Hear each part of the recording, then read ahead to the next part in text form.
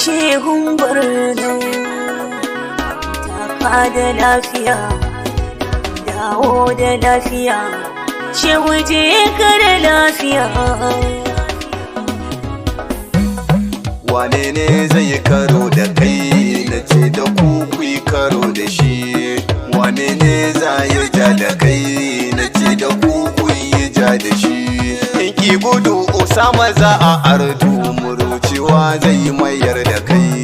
In ki gudu Usama za su arce araduwa za ya ja da kai.